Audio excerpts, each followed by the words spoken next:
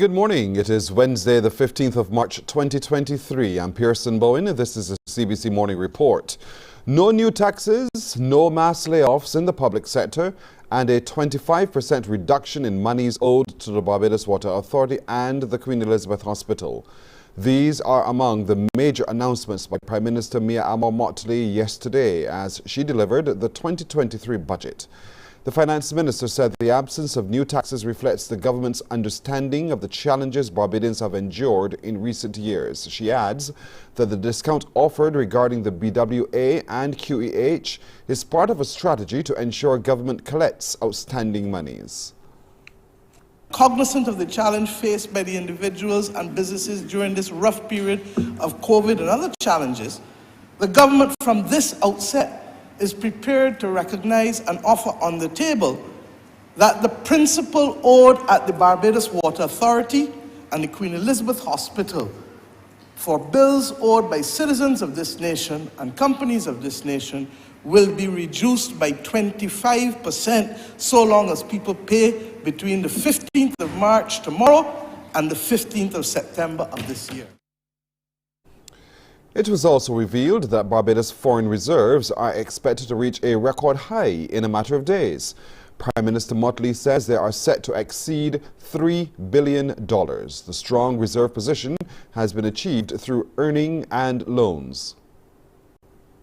Indeed, sir, as of yesterday evening, the gross international reserves stood at $2.999 billion, with another $200 million due in 3 or 4 days from the Inter-American Development Bank. Mr. Speaker, this will take our gross international reserves over $3.2 billion almost for the first time ever in this country's history. And for those who say some of it is borrowed, think of all of the countries in the world that could not borrow a cent in the last 3 years because of a lack of confidence in the management of their affairs at a time when Barbados came in with only 4 weeks. The Prime Minister has set a deadline for Barbados to transition to a 24-hour economy. That date is March the 31st, 2024.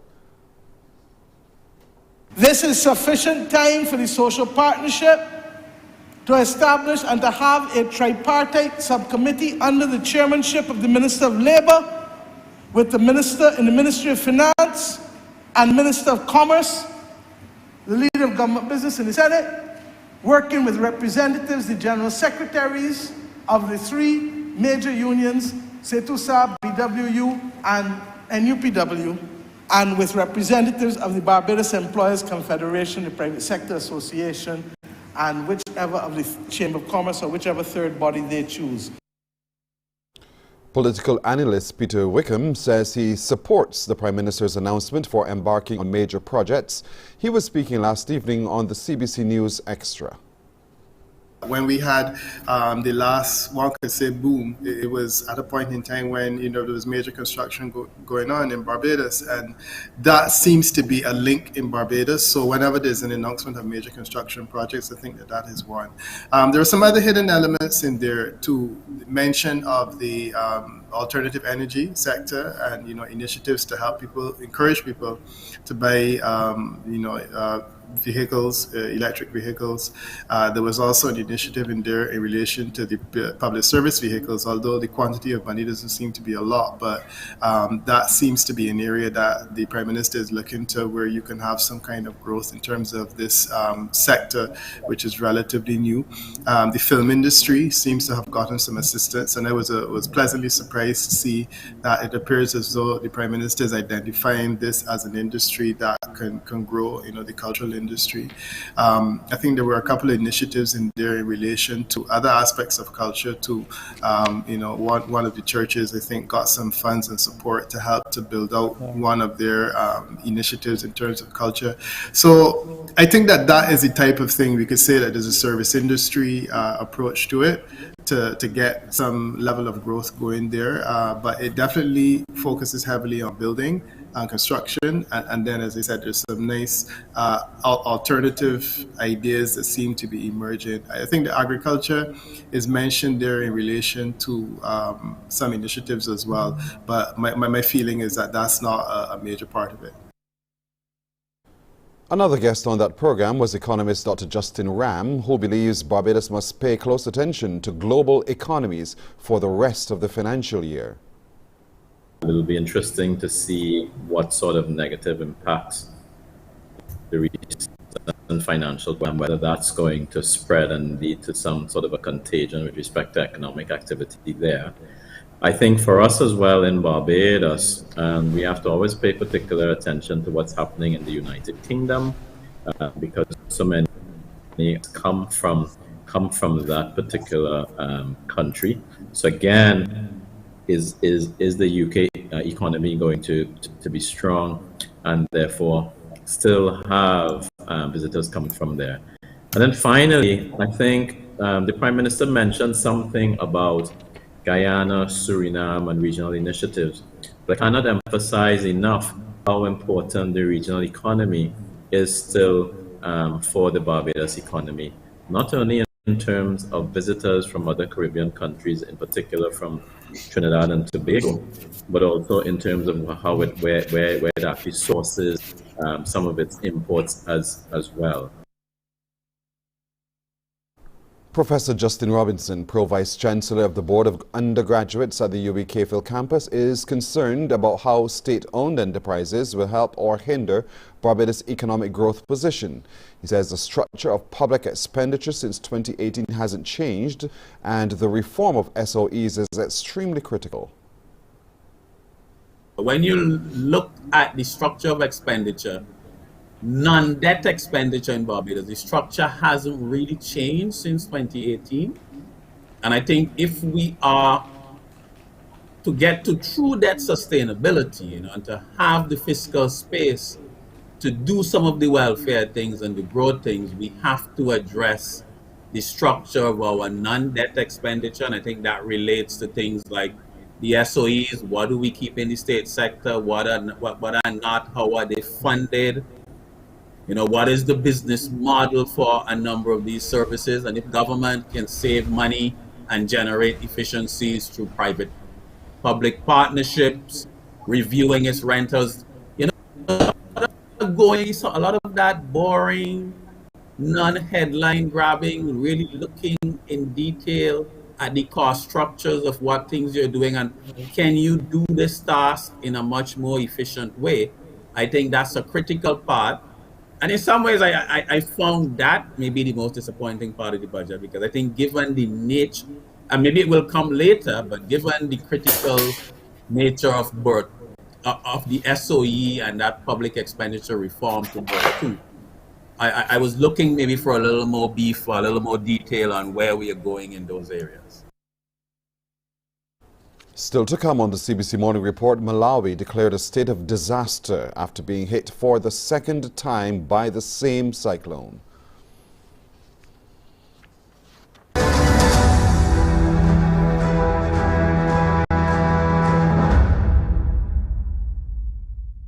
Enjoy movies, soaps, drama, comedy, inspiration, education, music, and more. You get it all when you get MCTV, because MCTV gives you more. Some ask, what makes Barbados so special? We at Mornin Barbados say it's you, our exceptional youth.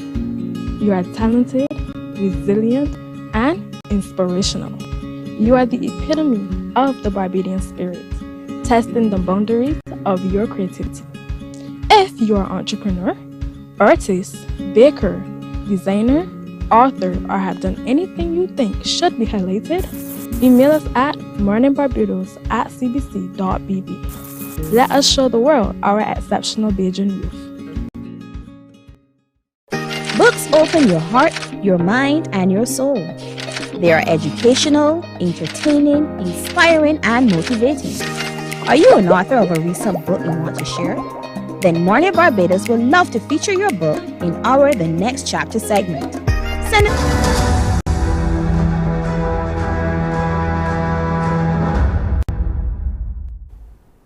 More than 100 people have been killed in Malawi and Mozambique after Cyclone Freddy, packing powerful winds and torrential rain, returned to southern Africa's mainland. The storm started 37 days ago in the Western Pacific and has travelled more than 8,000 kilometres, gathering strength over the Indian Ocean. It made landfall in Madagascar as a tropical cyclone. From there, it moved on to batter Mozambique for several days. It regained strength in the Mozambique Channel, then hit the country again, catching the southern part of neighbouring Malawi. Victoria Gatenby now reports. They dig to find survivors buried under the mud, but hopes of finding people alive are fading fast. Dozens are missing from this village in Malawi after Tropical Storm Freddy tore through it. Freddy is one of the strongest storms ever recorded in the Southern Hemisphere and the longest lasting. Little was spared by the storm. We hear a voice of a child crying, "Please save me, please save me." Then after opening the door, then we have discovered that we have surrounded with mud around our house. The mud all over, there is a mud. You see, this area here was occupied by houses. The whole area here from up there, and people are gone. People are gone, things are gone, everything is gone, it's going down, it's going down. From up there, going down, down, down, down, down, down. The same storm pummeled central Mozambique on Saturday, ripping roofs off buildings and bringing with it widespread flooding. Tens of thousands of homes are damaged. The UN says more than 500,000 people could face a humanitarian crisis in one of the world's poorest nations. In Malawi, people have been urged to move into temporary shelters, and the government has declared a state of disaster. This is the second time this has happened. In 2015, we also experienced a disaster, but this time it's far worse. I think the number of dead here is likely to rise. Scientists say climate change is making tropical storms more powerful as oceans absorb heat from greenhouse gas emissions. Here in Malawi, many are suffering the consequences, despite having done the least to cause it. Residents living in eastern Dominica impacted by a trough system in November 2022 are receiving income support from the government. Dominica's Prime Minister Roosevelt Scarrett announced during a media briefing his administration is making good on a promise made. $400 provided to households of 1 to 2 members and $750 provided to households of more than 2 members. As of March 7, 2023, payments have been made to Peter Soufriere and Sansobe from a total of 162 households, 145 paid. Castle Bruce, Tranto, Deeper, from 99 households affected, 84 paid. Good Hope, from 128 households affected, 102 paid. The Government of Dominica wishes to thank the World Food Programme for partnering with us in this venture. Individuals in these communities who have not collected payments are advised to first verify eligibility with their respective village councils. They will be advised further on how they can collect payments. On the matter of relocation, we are moving swiftly ahead, and very soon the Cabinet will be in a position to advise the public on the concrete actions we have taken.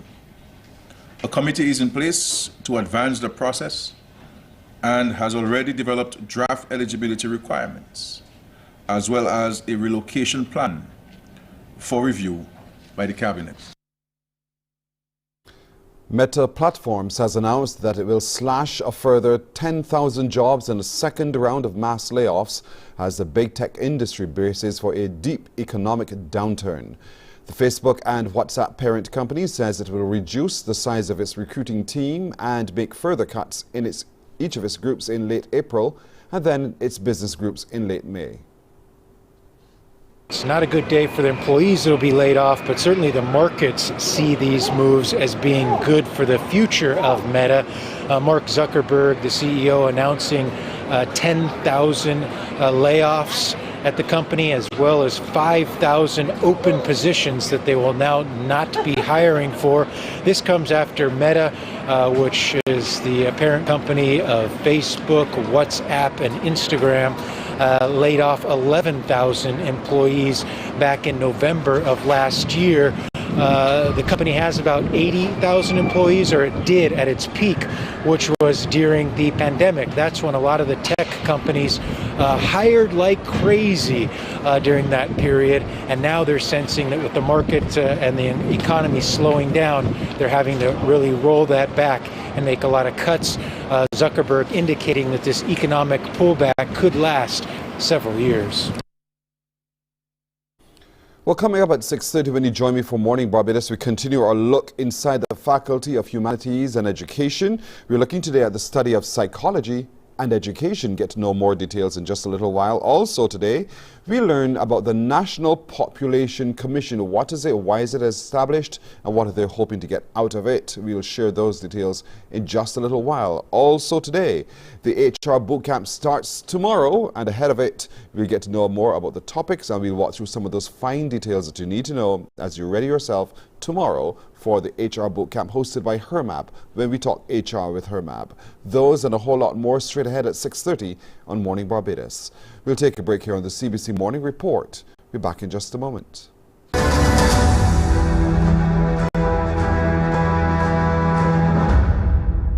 Today's Morning Barbados is sponsored in part by Troubadours International.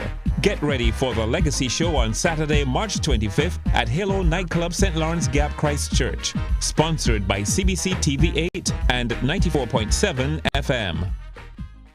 It's here, fun and excitement at the Science and Technology Festival under the graduation tents at the University of the West Indies Cafel campus, March 16th to 18th from 9 a.m. to 5 p.m. each day. Get immersed in sensational hands-on activities. Take off in our professional flight simulator. Try the latest in the world of artificial intelligence. Come and learn robotics and video game coding in our quick classes. It's absolutely mind-blowing and it's free. While you go about your business, we go about our business, and that is gathering the news. Stay up to date at CBC News Barbados on Facebook, Instagram and Twitter. Get news update on radio throughout the day. And join us for the CBC News Night at 7 every night. CBC News team is on the job and bringing you the news. There is a saying, you can find a Bajan anywhere. Are you a Bajan living abroad? Or do you know of one who has migrated to another country? Well, we at Mornin Barbados would love to have you or them on our Bajan Afar segment. Share your amazing stories, experiences, and how you have adapted to a new culture. Send us an email to morninbarbados@cbc.vb and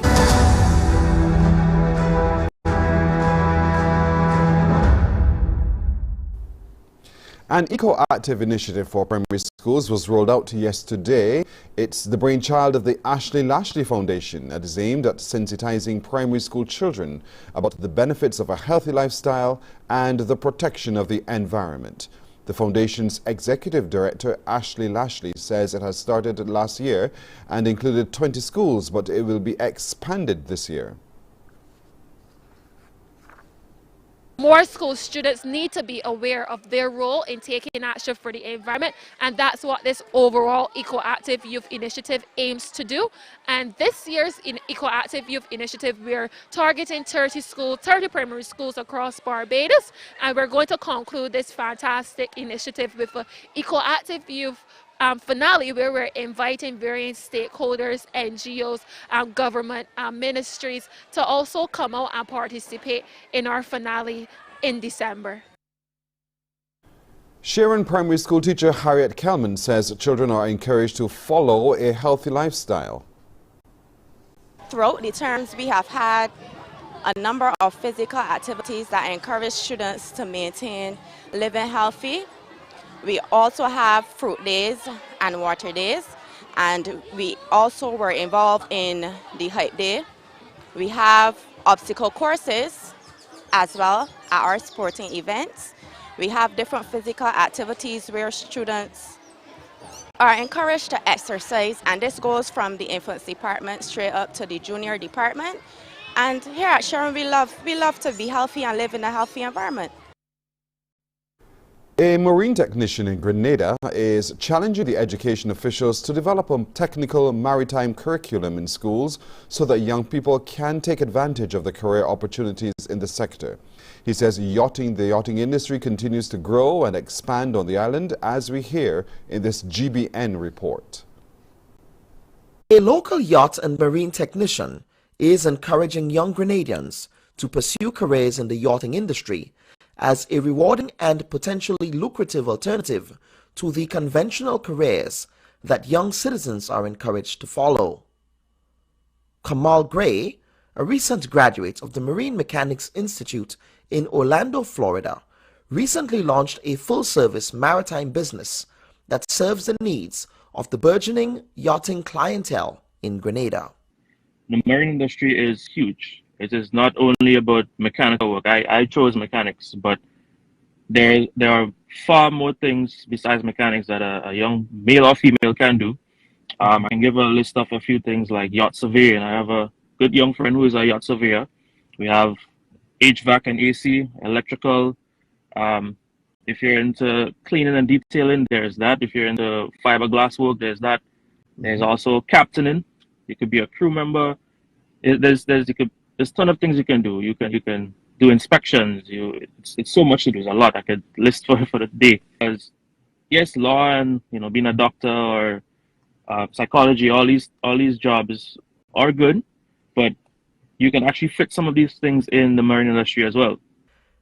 Gray added that due to Grenada's profile as an in-demand yachting hub in the Southern Caribbean, yachters and other people in the marine industry would naturally need maintenance and other ancillary services for their boats, a void he says that locals can capitalize on as a viable career.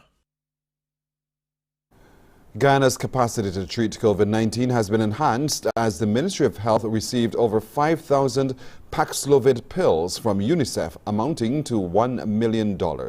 Health Minister Dr. Frank Anthony says the pills will support Guyana's efforts to prevent COVID-related deaths, as we hear in this NCN report. Paxlovid is an oral antiviral drug produced by Pfizer to treat COVID-19 patients and was approved by the U.S. Food and Drug Administration in December 2021. It is recommended that the pills be administered to patients as soon as it is detected they have COVID-19 and no later than 5 days after the onset of their first symptom. Minister Anthony says the pills procured by UNICEF will be distributed across the regions soon. He notes that some 5,040 persons will benefit from the provision. SARS-CoV-2 is a virus, and so at critical points in the life cycle of the virus, it would interrupt that life cycle, and by doing so, prevent the virus from replicating. The medication has been out for quite a while now, and one of the things that they are seeing with the use of the medication is that it has also decreased the incidence of long COVID. Meanwhile, Director of Primary Healthcare at UNICEF, Dr. Ertenessa Hamilton, says the provision speaks volume to Guyana's partnership with UNICEF. Generally, because of the high cost and also high demand, it was not accessible to lower and middle income countries. But UNICEF, through our partners, we make sure that all these countries are accessible, have access to these medicines, including Guyana. This is the initial arrival of the medicines, but it will depend how people are proactive coming forward to get these medicines. We'll be happy to mobilize more medicines in the future. The White House has condemned Russia for unsafe and reckless jet maneuvers that it says led to the downing of a U.S. drone over the Black Sea. The U.S. military's European command contend that a Russian fighter jet struck the propeller of the Reaper drone yesterday, requiring it to be brought down in international waters and resulting in the loss of the aircraft. And I think it's very clear from, what we heard from TASS from the Russians. They're denying any collision took place. But the US is saying that that collision did take place. It was down to incompetence of the pilot. But we did get some more interesting little nuggets just over the last 20 minutes, actually. The Pentagon says that they assess that some damage did occur on the Russian aircraft as well. However, it did eventually land. They won't say whether this Predator drone was armed or not, but say it was on an ISR mission. That stands for Intelligence, Surveillance, Reconnaissance. So a spy drone, effectively. I think often those aren't necessarily armed, but we might have to get more military experts onto that issue. There's some interesting questions about whether there will be video or photographic evidence of what happened. The Pentagon just said that they're going through the declassification process to see what kind of images can potentially be released, I suppose. Here's what the Pentagon just said. This incident demonstrates a lack of competence in addition to being unsafe and unprofessional. U.S. Air Forces in Europe, Air Forces Africa routinely fly aircraft throughout Europe over sovereign territory and throughout international airspace in coordination with applicable host nation and international laws. In order to bolster collective European defense and security, these missions support allied partner and U.S. national objectives. As the U.S. Air Forces in Europe, Air Forces Africa commander emphasized in European command statement, quote, U.S. and allied aircraft will continue to operate in international airspace, and we call on the Russians to conduct themselves professionally and safely. In sports, Hayley Matthews and the Mumbai Indians continue to steamroll over their opposition in the Women's Premier League as a Harmanpreet Kaur-led team stormed to their fifth win in a row, crushing Gujarat Giants by 55 runs yesterday. It means the undefeated Mumbais have clinched a playoff berth with 3 matches still remaining. Set into bat, Mumbai women were led with 51 from player of the match Kaur and 44 from Yastika Bhatia. Ashley Gardiner took 3 for 34. In reply, the Giants women fell short on 107 for 9 off their 20 overs, with Matthews taking 3 for 23, while Skyver Brunt had 3 for 21. Some highlights. There is a saying, you can find a Bajan anywhere. Are you a Bajan living abroad? Or do you know of one who has migrated to another country? Well, we at Mornin Barbados would love to have you or them on our Bajan Afar segment. Share your amazing stories, experiences, and how you have adapted to a new culture. Send us an email to morninbarbados@cbc.vb. And together we will travel the world.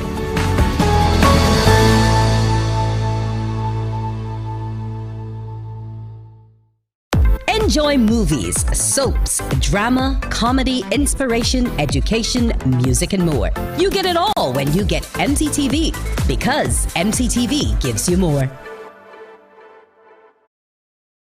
Some ask, what makes Barbados so special? We at Mornin Barbados say it's you, our exceptional youth. You are talented, resilient, and inspirational. You are the epitome of the Barbadian spirit, testing the boundaries of your creativity. If you are an entrepreneur, artist, baker, designer, author, or have done anything you think should be highlighted, email us at morninbarbados@cbc.bb. Let us show the world our exceptional Bajan youth. Books open your heart, your mind, and your soul. They are educational, entertaining, inspiring, and motivating. Are you an author of a recent book you want to share? Then Mornin Barbados would love to feature your book in our The Next Chapter segment. Send us an email to morninbarbados@cbc.bb. That's morning without the G. Come and let us turn those pages together. Because you love English Premier League, MCTV has got it back. Now you can watch all the games of the English Premier League. Wake up, wake up, wake up. Barbados, get up. Good morning. Good morning, Barbados. Good morning. Good morning to you. Good morning.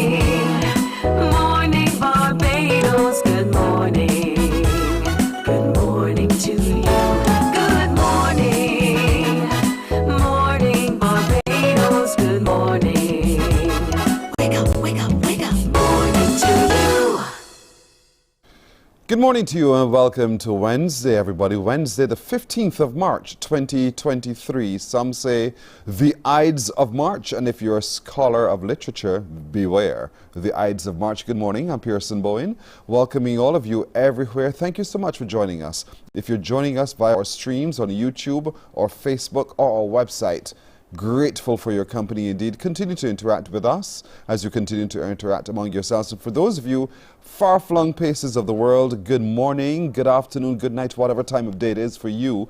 Thank you so much for waking up to keep us company on Morning Barbados. Now, coming up today, Wednesday, as you do know, it's the month of the disabled, and part of the activities for the month of the disabled is to bring greater awareness to people living with Down syndrome. And I say people deliberately because they are people. And so on the 21st of March, there will be an opportunity for all of us to rock our socks. We'll get more details about that, where you can get your socks, why you should get involved in it, why you should have a greater understanding of people with Down syndrome. We will be talking about that this morning today. Thank you so much for that. Now, coming up as well today, we will be giving you further insight as to what to expect when the Science and Technology Fair starts tomorrow on the grounds of the KFL campus of the University of the West Indies. We'll give to you what we believe are some people who have shown through practical application the benefits of pursuing study in science and technology and how it relates to everyday things with which we interact. It is that simple. Also today, the HR boot camp starts tomorrow, and so I suspect you have already done your registration, but if you have not, you perhaps would want to do so today.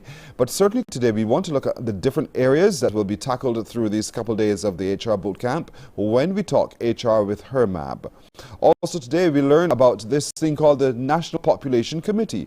Ambassador David Commission would have mentioned it to us some weeks ago when we had our conversations on CARICOM, then just ahead of the 44th meeting of the regional heads of government.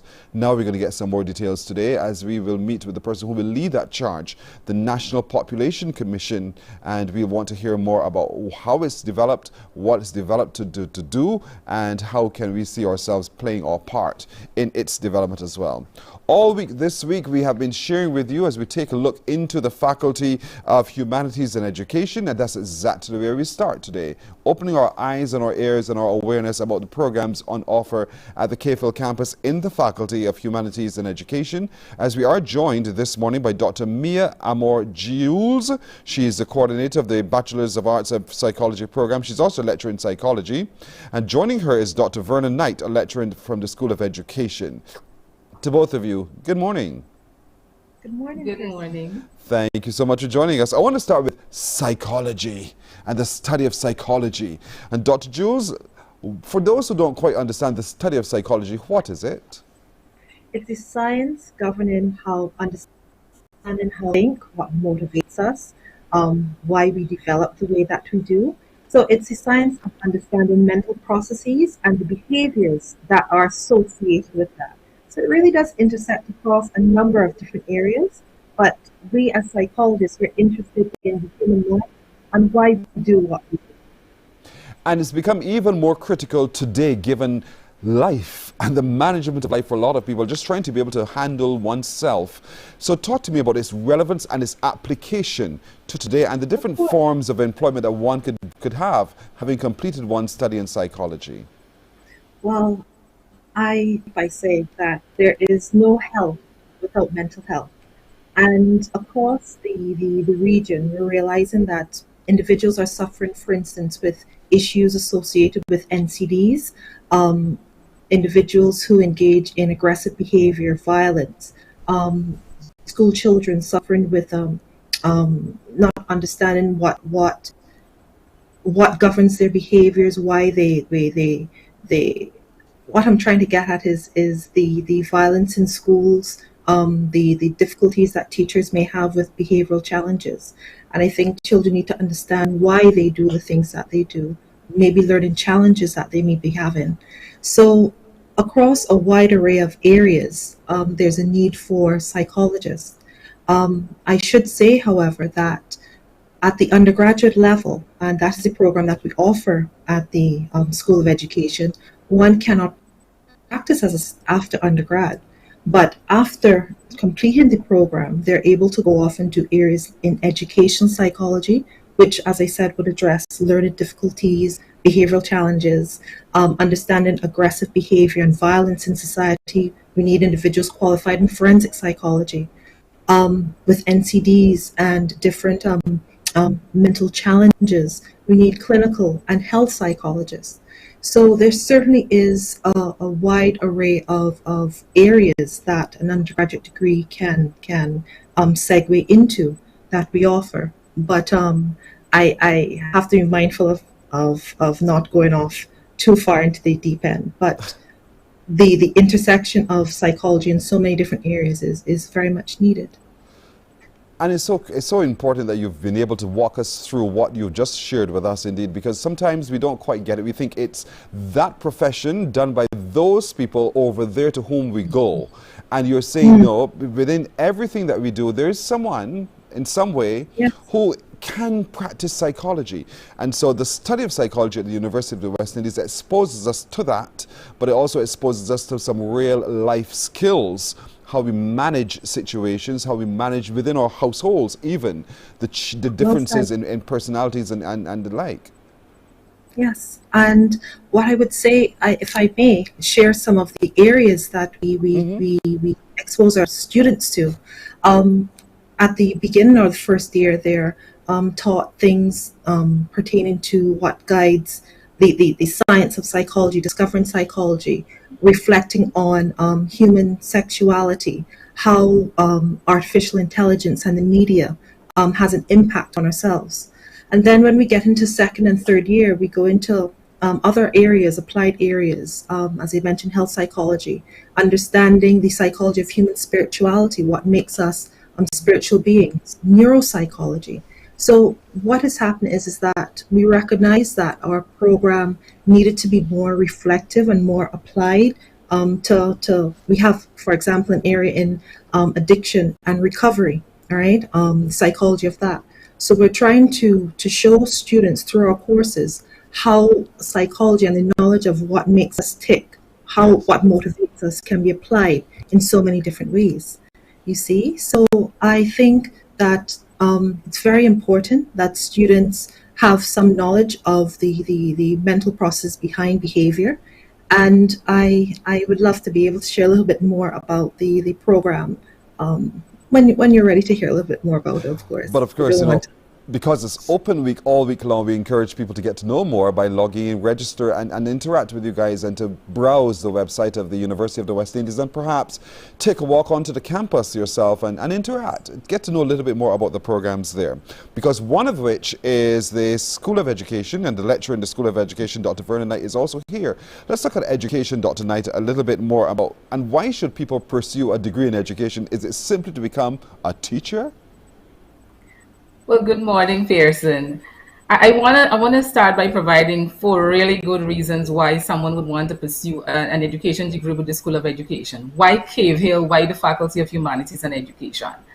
Well, first of all, we offer an internationally accredited Bachelor's of Education degree in critical areas like special needs education, language arts and literacy education, and of course, core content areas like math, science, and social studies. And these remain core and critical areas across every curriculum across the region.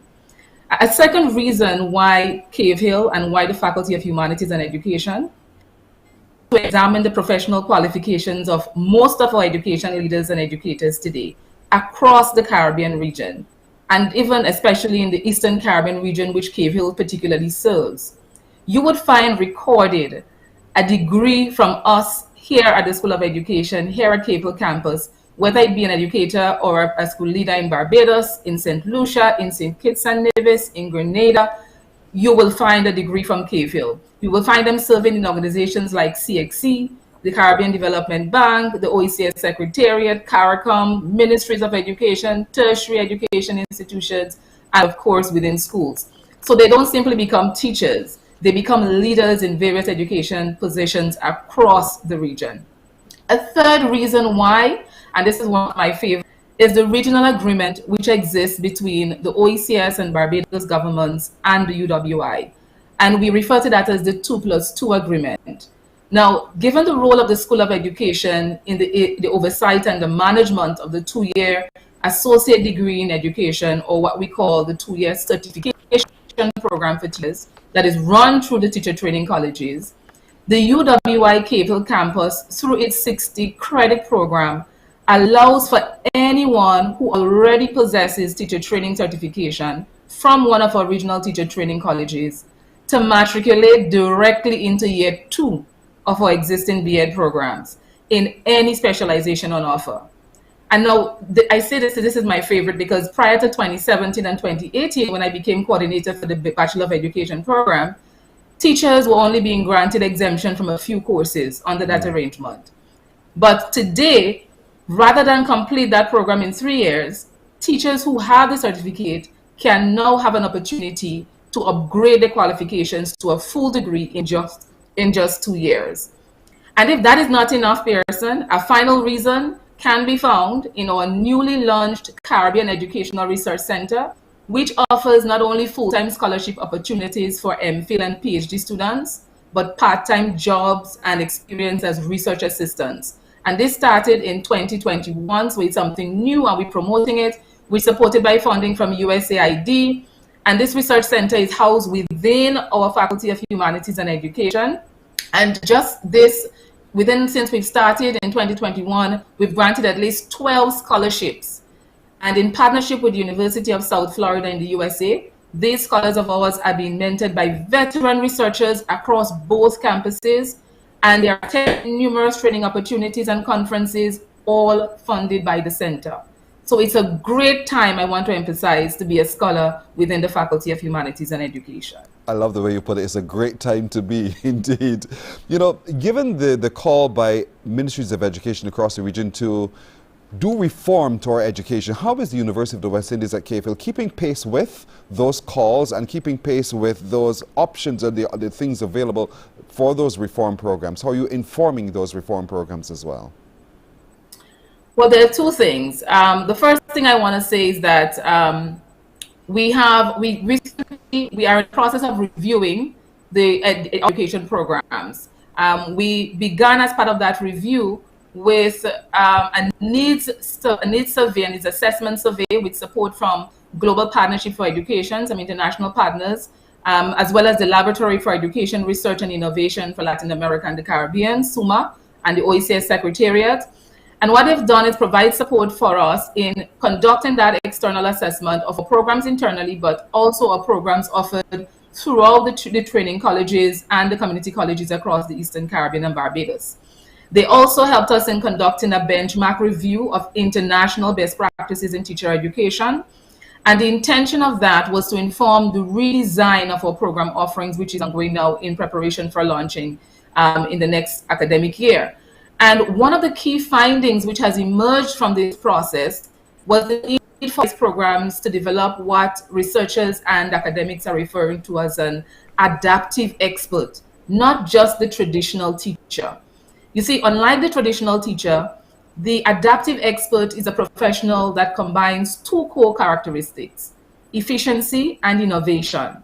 So that person possesses both the ability to teach the required curriculum, while at the same time possessing the professional ability to make needed adjustments in the development of instructional tasks in response to increased diversity and current student needs. And as a result of that, you're going to see our new programs being reflective of more of a practice-based teacher education program, which has been demanded over and over from our regional governments. And so it will be marked by more authentic classroom-based experience, practice and reflection, aimed at developing not just content knowledge and pedagogical skills, but also teachers' metacognitive skills and the ability to assess students well and provide quality feedback, among other things. Really great things are happening. You know, the way you've described it, it really sounds like great things are happening. I feel like getting up from here and go signing up to be a teacher today. But in the Faculty of Humanities and Education, these are options available to you. So if you're a teacher at the moment and you're looking to upgrade your skill sets, because lifelong learning is what we're talking about here, and the University at Cave Hill campus provides you a place where you can continue to upgrade yourself and your skill sets, not just in education, but also in psychology. And we see now how they both intersect. They intersect so well. We're out of time. I really want to thank both of you, but I encourage all of our viewers to really go online, to register, to interact with the folks in the Faculty of Humanities and Education to get to know more about the many programs that fall in that faculty and how you can qualify to go complete your studies there as well. But thank you so much, Dr. Mia Jules and Dr. Vernon Knight, for joining us this morning. All the best with your continued activities. Thank you, Pierce. You're very welcome. Thank you so much indeed. Morning Barbados takes a break here. We're back in just a moment. Morning, morning, morning. Good morning. Good morning to you. Today's Morning Barbados is sponsored in part by Troubadours International. Get ready for the Legacy Show on Saturday, March 25th at Halo Nightclub, St. Lawrence Gap, Christchurch. Sponsored by CBC TV 8 and 94.7 FM. It's here, fun and excitement at the Science and Technology Festival on the graduation tents at the University of the West Indies CAFL campus, March 16th to 18th from 9 a.m. to 5 p.m. each day. Get immersed in sensational hands-on activities. Take off in our professional flight simulator. Try the latest in the world of artificial intelligence. Come and learn robotics and video game coding in our quick classes. It's absolutely mind-blowing and it's free. While you go about your business, we go about our business, and that is gathering the news. Stay up to date at CBC News Barbados on Facebook, Instagram and Twitter. Get news update on radio throughout the day. And join us for the CBC News Night at 7 every night. CBC News team is on the job and bringing you the news. Morning, morning, morning. Good morning. Good morning to you. 13 minutes now to go to 7 o'clock. A few weeks ago, when we had our conversation on CARICOM ahead of the meeting of the heads of government in the Bahamas, Ambassador David Commichon shared with us that one of the proposals going forward then would be to form this thing called a population commission. And it is an idea spearheaded by Barbados. But now we get a little bit more details. We're joined by the chair of the National Population Commission, Roberta Clark. Ms. Clark, good morning to you. Good morning. Thank you so much for joining us. Give us the philosophy, the idea behind this population commission and what your remit is. Okay, thank you. First of all, thank you very much for having me on the show. Back in 2019, January 2019, a National Population Commission was established under the auspices of the Ministry of Finance, Economic Affairs and Investment. And really, the commission comprised of 10 persons with various experience and competence. And expertise, was asked to do two things in the main. One, to prepare a report which analyzed some of the causes and some of the consequences of the trends in population size and how the population was distributed by age groups. To have a sense of what is the projection for population growth over the next 20, 30 years. To do that, the Commission looked at birth and death and migration rates since 1960. The second task of the Population Commission was, having regard to what we found in that analysis of population trends, to draft a population policy for consideration of the government, population policy which provided recommendations to respond to any population-related challenges that we found in that report, and a policy that would contribute to achieving our shared aspirations for a fair and decent quality of life for all in a country where we have sufficient resources to care for our families and our communities, and where the state could play its role in maintaining quality services, adequate infrastructure, and importantly, a clean and green environment. How will you and your commissioners go about gathering the information to inform the policy? Well, in the first place, in relation to the report, and that report we call the Population Situation Analysis, we use, of course, the usual statistical sources of information, the census data, reports on population, sectoral reports on education, on health, on fiscal planning, administrative data, such as demographic data you might get on birth rates and death rates from hospitals and so on. So we had a kind of a large remit to gathering information on sources already available to us. We also engage in consultations with with a range of persons from a range of sectors to get their read, not only on what the population size looked like, but also what were the consequences for the economy, for the culture, for the society, for even the politics of the country. So it seems as if you have quite a broad-based commission of committee members to help you on this one. Timelines in terms of being able now to deliver the policy, what can you share? So in fact, we do have, as I said, we've been composed since 2019. So in 2021, we finished the first draft of the population policy. And just to say briefly that the population policy outlines strategies that will increase the likelihood that that Barbados continues to have a population size and a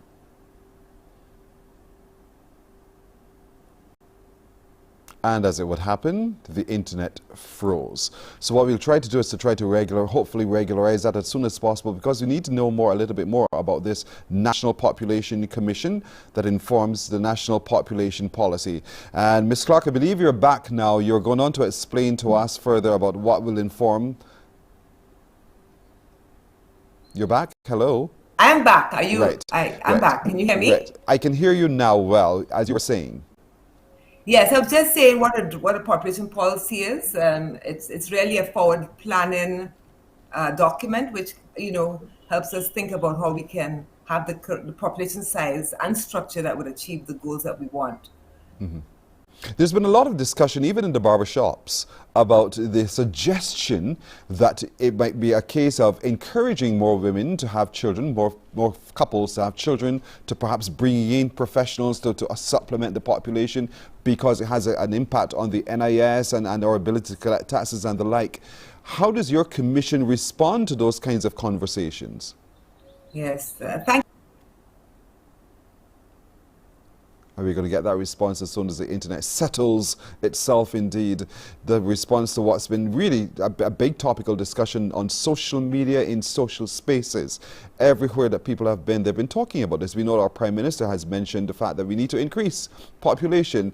Let's see if we can now smoothly go. Yes, Ms. Clark. Yes, we're having trouble this morning, aren't we? Yes, it would happen. But go ahead, you were telling me now. Yes, well, definitely the Population Commission is not asking women to have more children. What we're saying is that to ensure a kind of a robust population structure where you have a number of persons of working age who can take care of those who are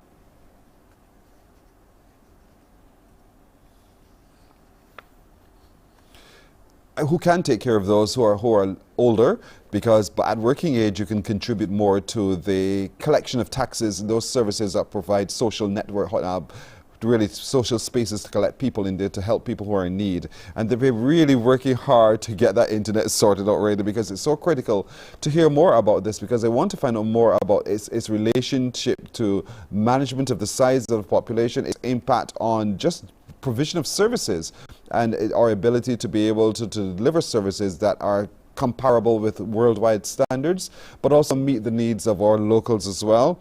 How does it affect the ability to be able to meet the needs of ordinary people who are of Barbadian descent? And how do we integrate people of different spaces to help us live and work and to abide as a society? So I'm hopeful that we get all of those answers in just a little while, and why there's the need for this population policy, because as Ms. Clark would have explained, we really got to increase the number of people who are contributing to the social network. Ms. Clark, let's see if this really works now. Let's see if this truly works and it's stuck again. So here's what we're going to do. We'll take a break quickly. We'll see if we can get some kind of stability to the internet connection with Ms. Clark, and we'll come right back in just a moment. Today's Morning Barbados is sponsored in part by Troubadours International. Get ready for the Legacy Show on Saturday, March 25th at Halo Nightclub, St. Lawrence Gap, Christchurch. Sponsored by CBC TV8 and 94.7 FM. Morning, morning, morning. Good morning. Good morning to you.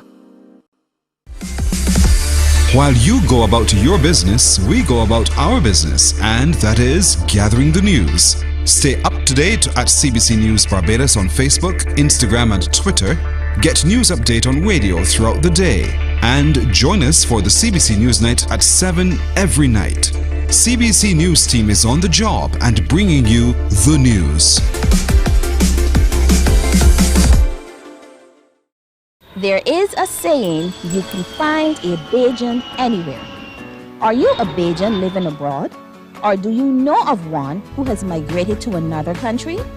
Well, we at Mornin Barbados would love to have you or them on our Bajan Affair segment. Share your amazing stories, experiences. Morning, morning, morning. Good morning. Good morning to you. All right, Roberta Clark is the chair of the National Population Commission. She's with us this morning now. Ms. Clark, again, good morning to you. Yes, we're going to try again. Good morning. Yes, let's try again. Can you hear me? Yes, I can hear you. Let's talk a little bit about an increase in population means an increase on the demand for social services and the social fabric. How do you see that redounding to the benefit of all? Yeah. Well, first of all, I just want to say, in relation to why we make that recommendation about population size increase, is that we've had a significant decrease in birth rates and fertility rates since 1960. So, for example, in 1960, on average, women had 4 children. Per woman, women had 4 children. And by 2017, women are having kind of 1 to 2 children. Now, we know from demographic statistics that for a population to replace itself at its almost current size, that on average women should have 2 children over the course of their reproductive years. Of course, not every woman would have children, but that's a general guide. And so if we had remained at what we call replacement rate, in 2020, Barbados would have had about 360,000 people, and we're well below that. Now, that's not necessarily a problem, because of course managing birth rates and fertility has been so important for Barbados' development and for women's development and for gender equality. Being able to control the number and spacing of your children is an essential right. So the Commission is not recommending that women have more children, but in our consultations we heard from both women and men that there are impediments for people having children. Those impediments can be economic impediments, those who want to have children, or for many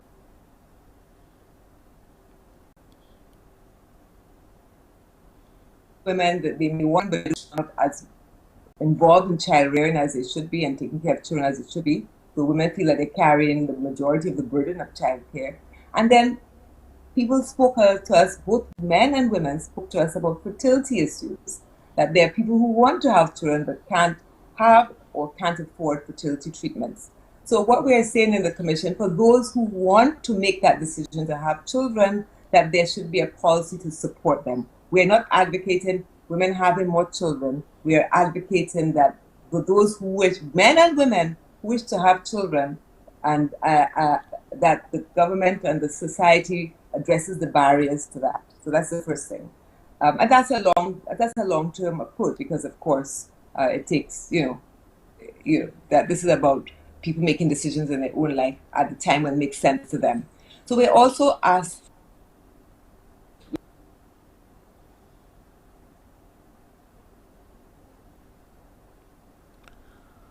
Oh, I'm so sorry. I'm so very sorry, folks, that we're having that kind of a connection issue this morning with Ms. Roberta Clark, who is a chair of the National Population Commission. There's a lot to talk about there, and we're hoping that perhaps we can have her back soon, where we can have a stable conversation on the national population policy and the work of the National Population Commission.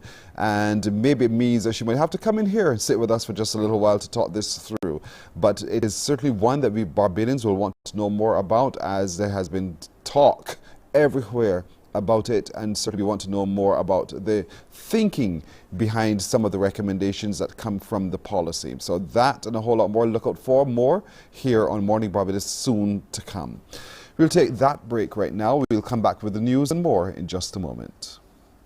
Morning, morning, morning. Good morning. Good morning to you. Today's Morning Barbados is sponsored in part by Troubadours International. Get ready for the Legacy Show on Saturday, March 25th at Halo Nightclub, St. Lawrence Gap, Christchurch. Sponsored by CBC TV 8 and 94.7 FM.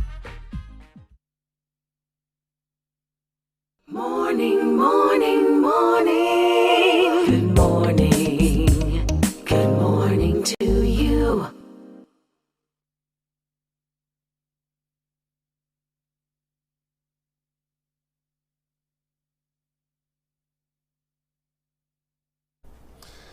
In the news now, no new taxes, no mass layoffs in the public sector, and a 25% reduction in monies owed to the Barbados Water Authority and the Queen Elizabeth Hospital. These are among the major announcements by Prime Minister Mia Amor-Motley yesterday as she delivered the 2023 budget.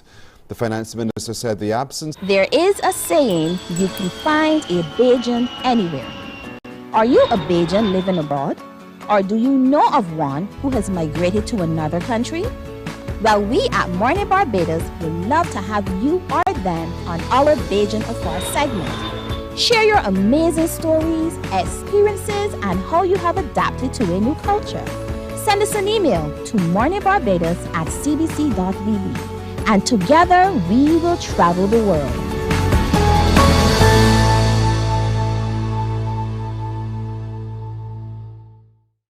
Enjoy movies, soaps, drama, comedy, inspiration, education, music, and more. You get it all when you get Morning, morning, morning. Good morning. Good morning to you.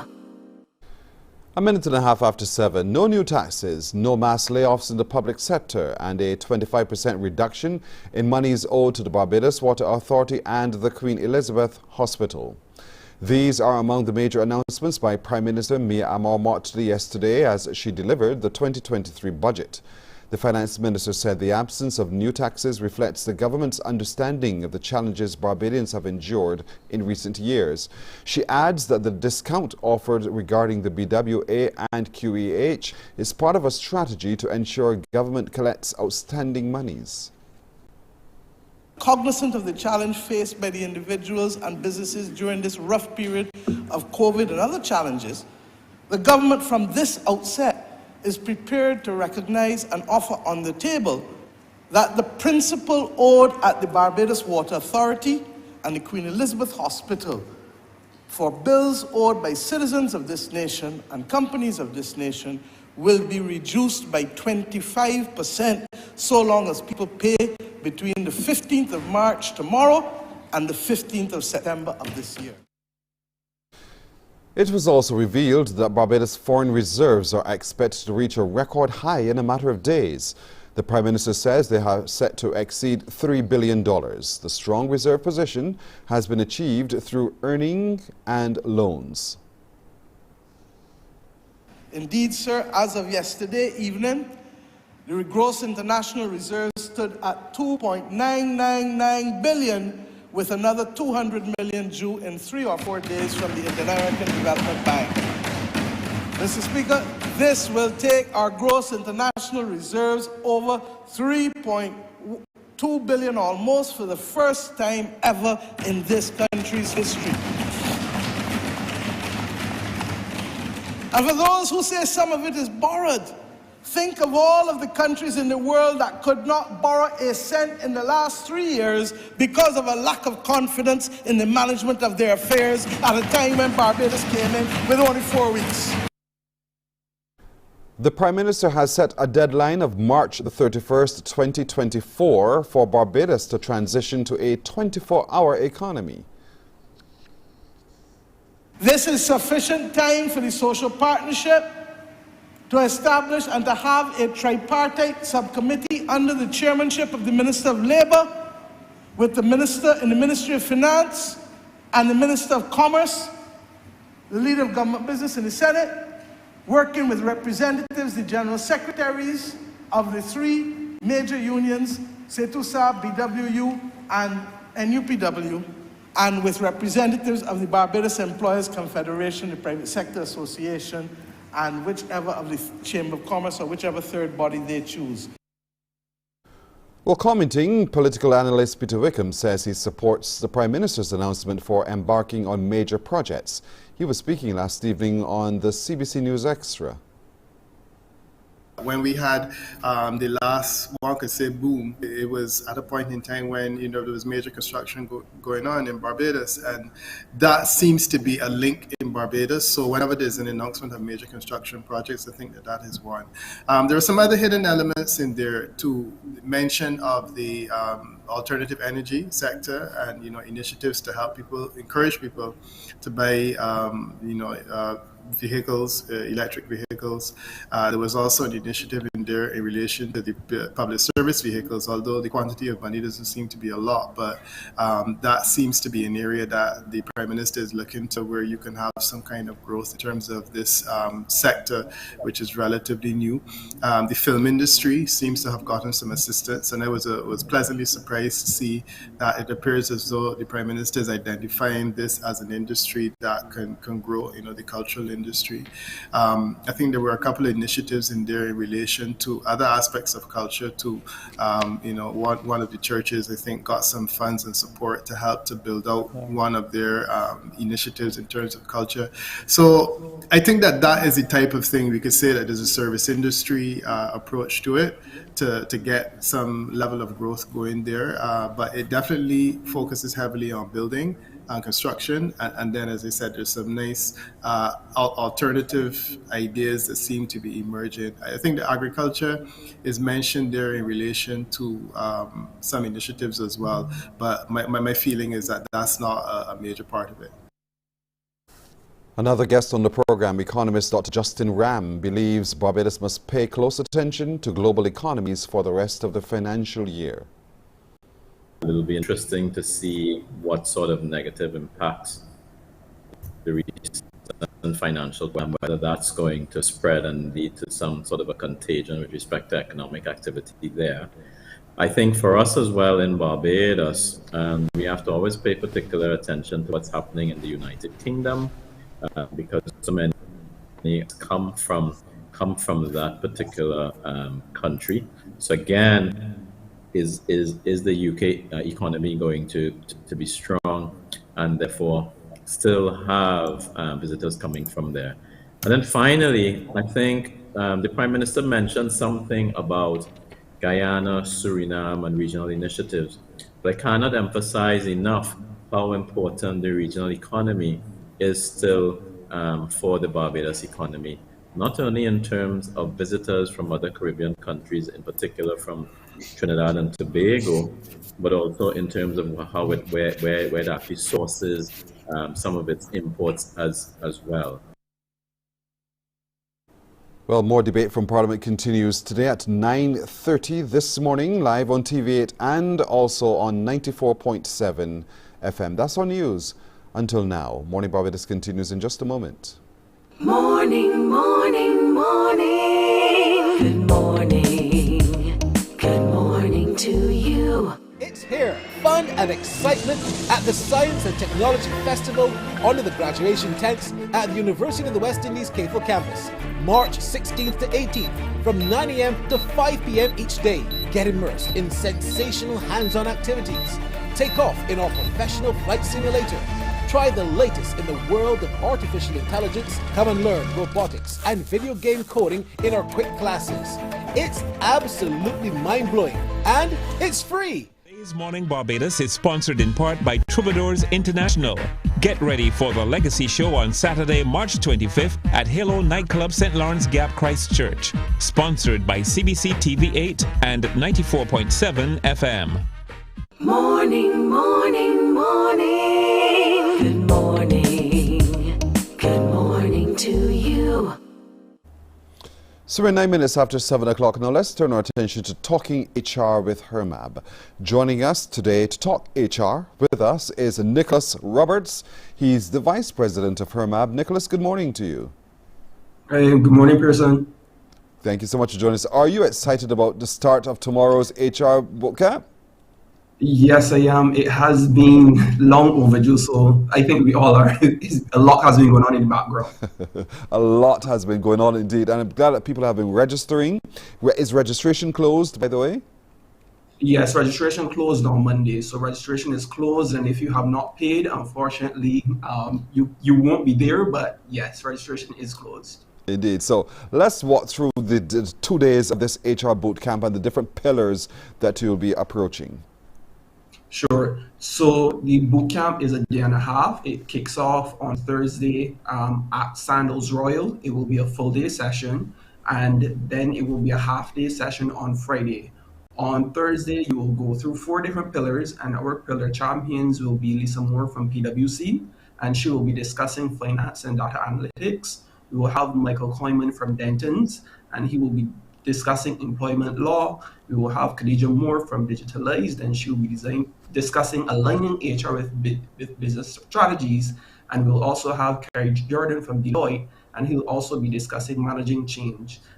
We also have our past immediate president, Brittany Brathwaite. She'll be discussing employment law as well, but she'll be there on the second day, on Friday, the day and a half, on our virtual platform, Hoover. So there's a lot going on, and there'll be much discussed across these 4 pillars over the next day and a half. And these pillars are critical to moving the profession forward, you know, because we've got to a point where we got settled in the way we approached HR, but now we're saying no. If HR is going to position itself in the C-suite, sitting among the decision makers, HR itself as a practice must be informed and come with information and numbers and the like. So talk to me a little bit more about what this means for those who are going to be coming in terms of upgrading their skill sets and their abilities. So I think over the last year and a half since we've been doing these sessions with you, Pearson, and the team there, I think this has been a culmination of what we've been discussing. So we've been discussing in terms of HR being more strategic and us having a seat at the table. So utilizing numbers as an example, when Joan was on, she was saying an HR practitioner telling their C-suite or telling their CEO that there's high absenteeism within the organization. What does that really mean for the organization? But when you can translate it and say this is X amount of money being lost to the organization, this is Y amount of money that can be returned if it is that you have a high presenteeism rate or you have a high rate of people coming to work and actually working.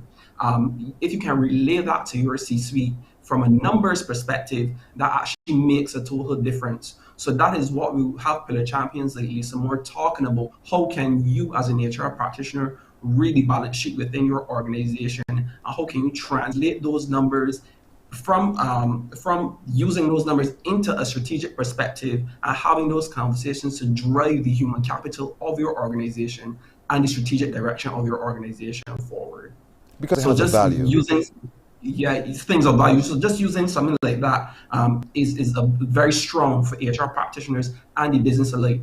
Bringing the strategy, bringing numbers, and bringing HR all together to make it all one strategic conversation for everyone within the room and for the organization. Mm-hmm. So no longer should we take it for granted that simply paperwork that you're producing. You're actually producing paperwork that has a value, and that value must be realized. That value must have a dollar sign next to it as well, and to be able now to track it to the point where you can actually articulate in true value what that dollar sign is. But you're approaching the look at employment law as well, and that is a critical function given the fact that we now operate under a totally different rubric in workplaces today. And talk to me a little bit about why HR professionals and other business professionals who are going to be a part of the boot camp, why it's so important that they show up to hear more about employment law. This is something that all of the pillars are important, but this is a crucial one because if you look at 90 to 95% of the rulings that come back from the Employment Rights Tribunal, many of them are ruled in favor of the employer. And this is unfortunately because organizations and their HR practitioners by extension are being told they're not doing what they're supposed to do in terms of following the rule of the law or following the letter of the law or following proper procedure when it comes to terminations of employees. So it turns out that unfortunately, employees are being exited from the organization, not in the best way or not in the correct way.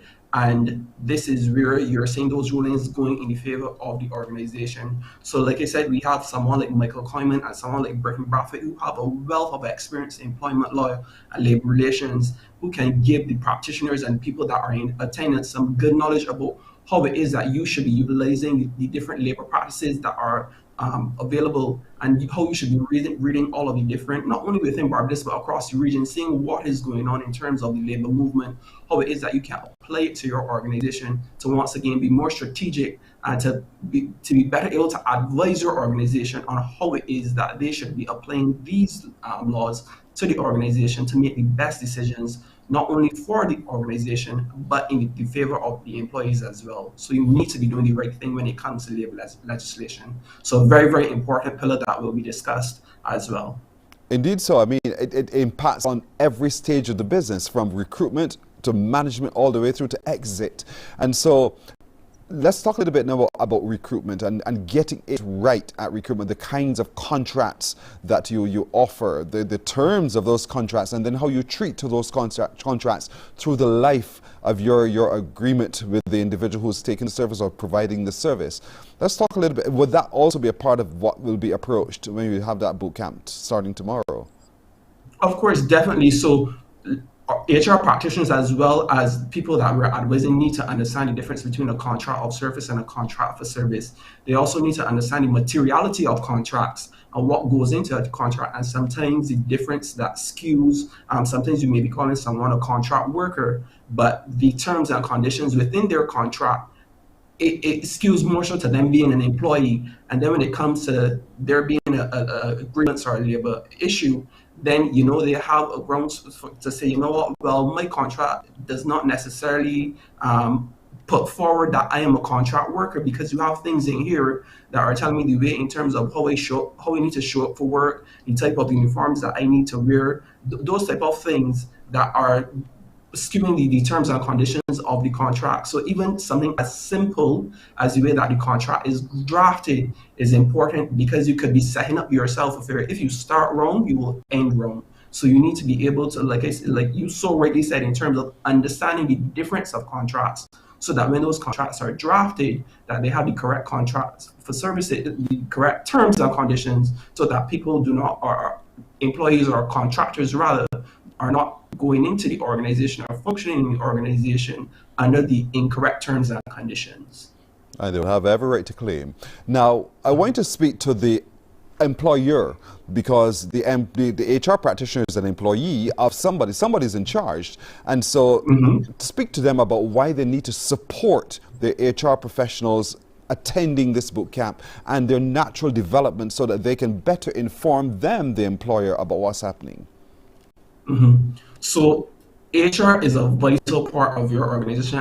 As you've been rightly saying over the last few weeks to months, the better HR is no longer an administrative function.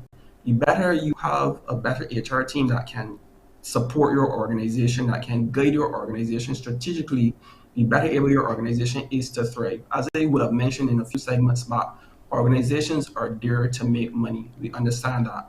But at the same time, the only way that organizations can make money is if they have people within the organization that can function within the organization in a strategic way, and not only strategically, but in a way that they are happy about the work that they do.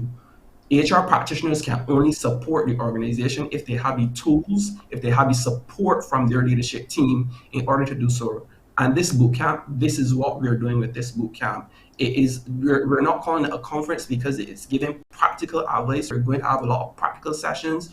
We're going to be giving a lot of practical frameworks. And I'm being intentional by reiterating practical, because we want that when our HR practitioners, and not only HR practitioners, anyone that's interested in HR, interested in management, when you come away from the boot camp, we want you have tools that you can take to your organization and that you can use from tomorrow. So if you leave the boot camp on Thursday, from Friday morning, we want that you have something that you can use within your organization to make sure that you're making decisions that can positively impact your organization and its employees, as well as you as a practitioner, that you can do your job to the best of your ability.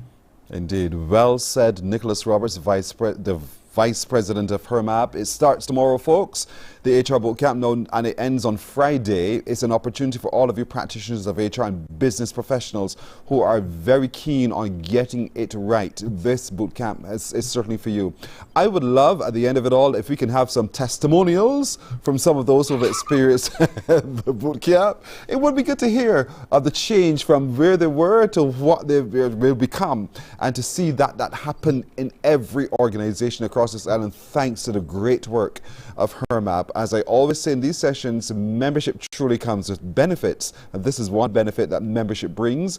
And so I want to encourage as many of you as possible who are HR practitioners who are not yet members of HERMAB, if you're business professionals and you're not yet members of HERMAB, to join the organization. hrmab.org.bb is the website to which you go. Sign up. And you will benefit from people like Nicholas and others as well, who can lend their support to you as we go forward. Nicholas, thank you. All the best to you and your team, and every success with the bootcamp. And come back and tell us how it all went, all right? Definitely. We appreciate it. Thank you for the support, Pearson, to you and the team. We really appreciate it. As always, thank you so much. Nicholas Roberts, Vice President of HERMAB. The bootcamp starts tomorrow. Can't wait to hear about the things that happened while on the bootcamp. We're coming back with more in just a moment. Morning, morning, morning. Good morning. Good morning to you. Enjoy movies, soaps, drama, comedy, inspiration, education, music, and more. You get it all when you get MCTV, because MCTV gives you more. Some ask, what makes Barbados so special? We at Mornin Barbados say it's you, our exceptional youth. You are talented, resilient, and inspirational. You are the epitome of the Barbadian spirit, testing the boundaries of your creativity. If you are an entrepreneur, artist, baker, designer, author, or have done anything you think should be highlighted, email us at morninbarbados@cbc.bb. Let us show the world our exceptional Bajan youth. Books open your heart, your mind, and your soul. They are educational, entertaining, inspiring, and motivating. Are you an author of a recent book you want to share? Then Mornin Barbados would love to feature your book in our The Next Chapter segment. Send us an email to morninbarbados@cbc.bb. That's morning without the G. Come and let us turn those pages together. Morning, morning, morning. Good morning. Good morning to you. 22 minutes after 7 o'clock tomorrow starts the Science and Technology Festival on the grounds of the KFL campus of the University of the West Indies. It's a 3-day activity. It's open to everyone of all ages to be a part of it. There's some sessions where the younger ones will be there, but there are also sessions for all of us adults to come in and be a part of it too. And that's where we want to turn our attention to now, the festival and its practical application of science and technology. Joining us this morning is Mr. Charles Cyrus, who is the Director of Science and Market Research and Innovation in the Ministry of Industry, Innovation, Science and Technology, otherwise known as MIST. With him is Rashad Eiffel, one of the featured speakers, Science and Technology Festival indeed. Good morning, gentlemen. Good morning to you, Christian, and good morning to your viewers and listeners as well. Thank you so much for joining us. Mr. Cyrus, I'll start with you, because you've been at the forefront of this agitation for so many years now. It's good to see that more and more is becoming mainstream, the whole application of science and technology, and people are actually now beginning to see how every little thing comes from science and technology. How does it feel for you?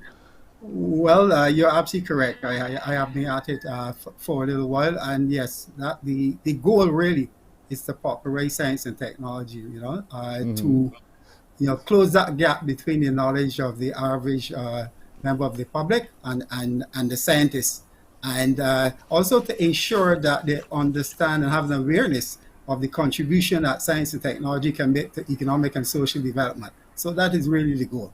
And we're seeing more and more of our young people getting involved and actively understanding through, whether it's because we're taught through the STEM approach, or they just have a passion for science and technology. We're seeing them making applications outside of what we consider to be just a guy standing before a microscope. And so talk to me a little bit about how education, you think, has really been aiding this birth of passion in science and technology? Yes, well, the global arena is very close to us now because of the technology itself, because of the internet and so on. We're able to see, what is taking place, right, in the global arena. And so that has been responsible, in my view, for the interest that young people, in particular, at this point in time, is taking in, to some of the non-traditional sectors that science and technology can offer. And in fact, it's because of this that we have invited the Rashid Eiffel to Barbados, to interact with our young people and to demonstrate to them how they can be involved in a career that he has been involved with for a little while, and have had some measure of success, I must admit. Rashid, he called your name, so here we go. Rashid, talk to me, Mr. Eiffel. Good to see you. Talk to me a little bit about what caused you to get involved in the area that you are involved in. Okay, well, thanks for having me. I am involved in 2D animation, and honestly, it started, I was always interested in cartoons and anime and stuff like that, and I would draw animations on the corner of my brother's books growing up. Yeah, he didn't like it, but so my parents were very supportive up to this day. They're very supportive of what I've done, and they would encourage me to continue working on that skill. And at some point, the CDMC was created, which is the Caribbean Digital Media Center.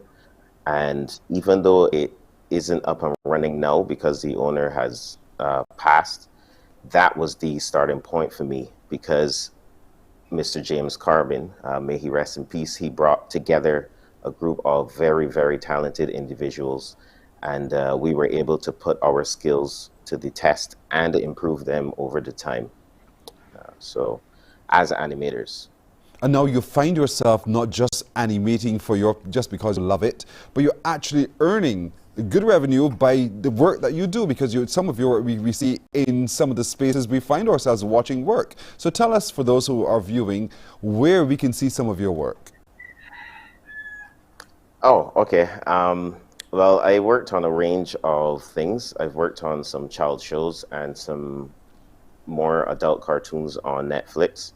So I have touched Dorothy and the Wizard of Oz, the last season. That's more on the child side. I have worked on The Loud House briefly. And then going over to some of the more adult cartoons, I've worked on the first season of Rick and Morty. I have worked on Inside Job, which came out somewhat recently ago. And I've worked on the America motion picture cartoon that is on Netflix as well. So here it is. You are a living example of how science and technology, your passion for it, has been able to now move you into spaces of employment and become a global citizen and contribute to the upliftment of humankind through the work that you do through 3D and 2D animation. Rashad Salman joins us now. Rashad, good morning to you. Hey, good morning. Good morning. How are you? You're also another one of those featured speakers who are going to be part of the Science and Technology Festival at the University of the West Indies. Tell us a little bit about what you do and what you'll be offering.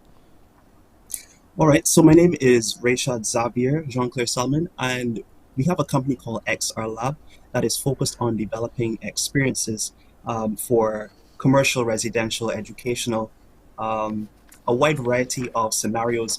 With this technology, we're able to share information on how persons can engage with the internet, how persons can also utilize things like 3D models for learning resources. What we aim to do is to create digital twins of buildings, structures, maybe mapping out Bridgetown. That could be a possibility. And then we place them into augmented reality settings where we use a device to see a virtual object in the real world.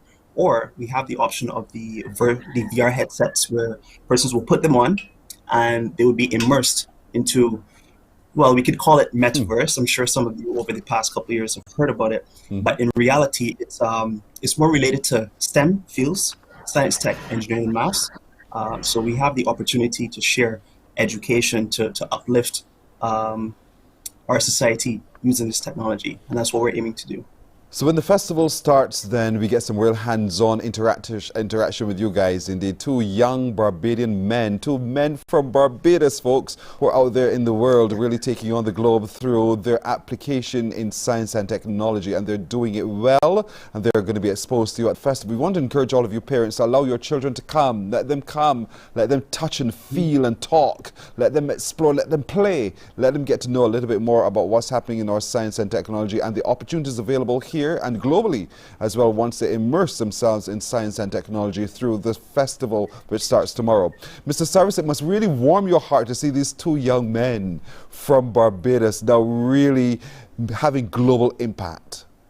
That's correct, Pace. And in fact, when I heard about the work of Rashid, I felt like, I was really very, very pleased, that we have a son of the soil, doing some stuff across the globe, right? So I felt that, yes, we have to bring him to Barbados. I mean, he could relate, to the environment and to the young people or persons that are aspiring to become animators, to understand the industry. I mean, he went through this. I know that he's a graduate of the University of the West Indies as well. He did a bachelor's in computer science, and after that, he sought to get into the animation space and stuff. And I'm sure that there are quite a number of youngsters who have an interest in animation out there and would like to follow perhaps in his footsteps, so he can share his experience, right?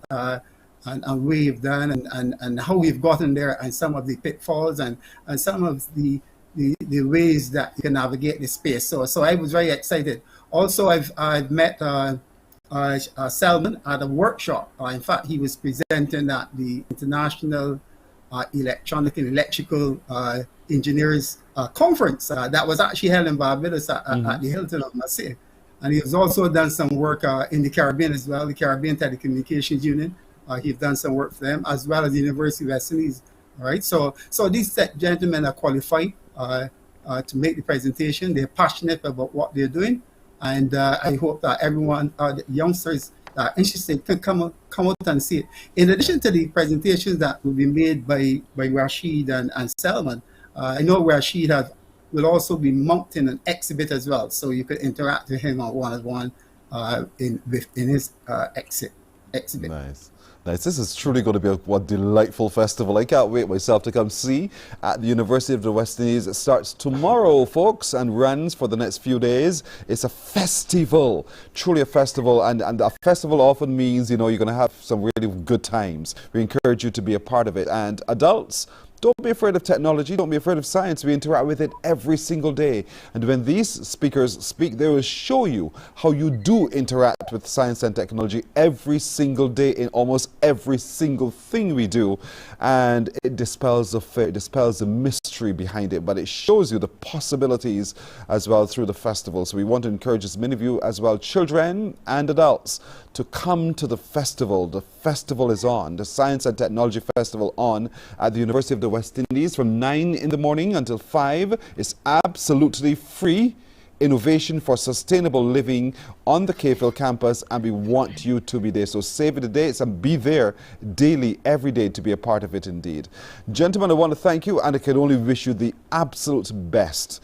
And thank you so much for continuing to shine so brightly, Rashad and Rashid, and Charles, you too, for shining so brightly in the spaces that you occupy, and making us all feel very, very proud and excited about the future of science and technology and its application to all that we do. Thank you very much for joining us. Thank you very much, Patient. You're very welcome. Thank you again. Very welcome indeed. Rashad Selman, Rashid Eiffel, and Charles Cyrus indeed joining us. Remember, folks, the festival starts tomorrow. The Science and Technology Festival starts tomorrow, 9 o'clock in the morning, on the grounds of the Cave Hill campus. There's that and a whole lot more happening. All the excitement indeed is yours. We'll take a break right here. We're coming back with more in just a moment. It's here, fun and excitement at the Science and Technology Festival under the graduation tents at the University of the West Indies Cave Hill campus, March 16th to 18th from 9 a.m. to 5 p.m. each day. Get immersed in sensational hands-on activities. Take off in our professional flight simulator. Try the latest in the world of artificial intelligence. Come and learn robotics and video game coding in our quick classes. It's absolutely mind-blowing and it's free. Morning, morning, morning. Good morning. Good morning to you. Today's Morning Barbados is sponsored in part by Troubadours International. Get ready for the Legacy Show on Saturday, March 25th at Halo Nightclub, St. Lawrence Gap, Christchurch. Sponsored by CBC TV8 and 94.7 FM. It's here, fun and excitement at the Science and Technology Festival under the graduation tents at the University of the West Indies CAFL campus, March 16th to 18th from 9 a.m. to 5 p.m. each day. Get immersed in sensational hands-on activities. Take off in our professional flight simulator. Try the latest in the world of artificial intelligence. Come and learn robotics and video game coding in our quick classes. It's absolutely mind-blowing and it's free. While you go about your business, Morning, morning, morning. Good morning. Good morning to you. 25 minutes now to go to 8 o'clock here on Morning Barbados today, Wednesday. And so we turn our attention to the ongoing celebrations at the University of the West Indies at KFL as they mark this year their 60th anniversary of operation, continuing to deliver quality education to Barbados and the people of the region and the world, because it's now quite a global campus with many students coming from other far-flung spaces in the world. We want to turn our attention now to an upcoming Graduate Research Symposium. It's tomorrow. Joining us to talk about that is the Director for the School of Graduate Studies and Research at the KFL campus, Dr. Sherma Roberts. Dr. Roberts, good morning to you. Good morning, Pearson. Thank you for joining us. What can we expect tomorrow in this anniversary Graduate Research Symposium? What's that about? Oh, thank you. Yes, again, Graduate Symposium is part of the 60th anniversary celebration of the KFL campus. As you know, research is pivotal. We're going to try to get that audio fixed a little bit. I know you're hearing what sounds like rocks in your ears, in my ears too. But you know, we're going to try to get that worked out in just a little bit. The UWI embarking its 60th anniversary with a whole year-long series of events, and that's exactly what they're doing, and part of which is this upcoming Graduate Research Symposium tomorrow, Thursday. It starts at 9:30 in the morning until 5, and it happens in the Lecture Theatre in the School for Graduate Studies and Research. It's absolutely free. We get further details in just a moment as to what this research symposium is about. What will they share and what can we learn at that symposium? A free symposium in the Lecture Theatre in the School for Graduate Studies and Research, beginning at 9:30 tomorrow morning. I believe Dr. Roberts is back with us now. Dr. Roberts, let's see if we can hear you a lot clearer. Good morning. Good morning again, Pearson. Can you? Much better, much better indeed. So again, you're going to explain to us what this symposium seeks to do. The symposium seeks to highlight the research innovations of students. The School for Studies is pivotal to the administration and creating a research environment for our students. And so as part of the 60th anniversary, we would want to shine light on what students are doing in various areas of research. So at the center of that, then we have students speaking to Caribbean ecologies, the advancement of the digital economy, like our last colleagues were speaking about, how education research is advancing, what is happening in the area of health and health policy. And we also have some interesting panels in the social sciences around transnational crime and so on. So tomorrow from 9:30 in the morning until about 5:30, 5 o'clock or so about, that's what's going to be happening. We're hearing from the students sharing their research into those different areas. Absolutely, absolutely. And the students, it's really an interesting moment because the students now have an opportunity to share their research with the public. You know, in the research progress, you tend to only or mostly be speaking with your supervisor. So this is a great opportunity for students to let the public know the ways they are contributing or their research is contributing to the advancement of, you know, our Caribbean society, how they are helping in, you know, bringing about change and transformation and innovation. And so the public is invited to the School for Graduate Studies and Research, 9:30 tomorrow to 5 p.m.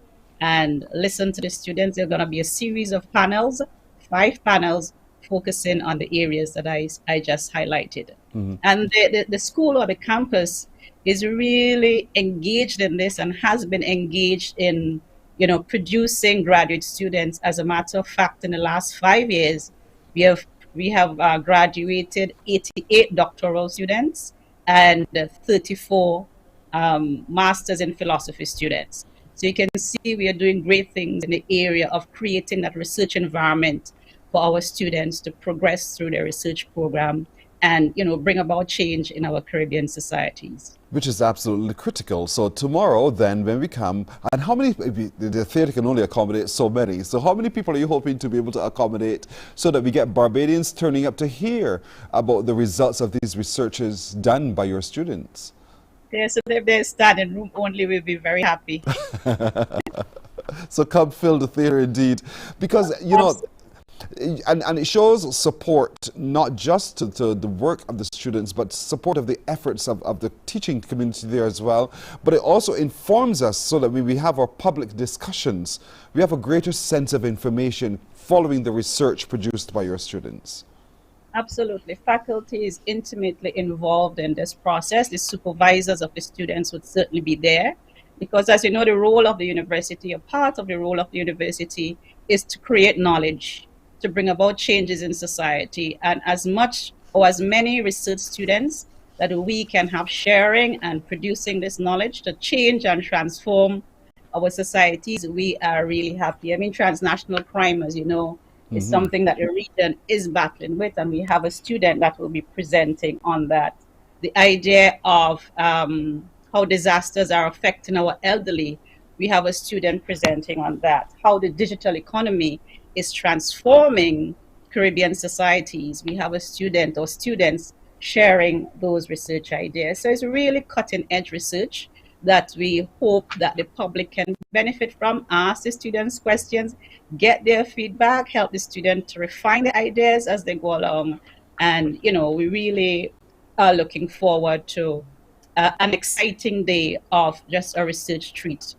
Oh, I'm glad you said it's interactive. I wasn't aware it was going to be that measure of interaction. I thought it was they're just presenting. But okay, so when we turn up, we get a chance to also say what we hear about what we hear, and perhaps share some further insight into what they may have missed.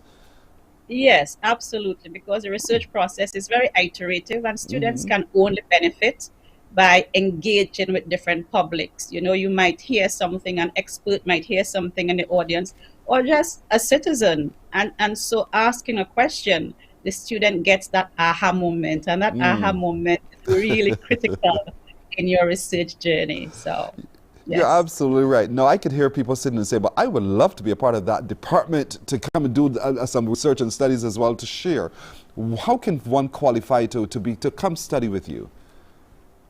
Oh, that you have to have a first degree, an upper second class first degree to do an MPhil,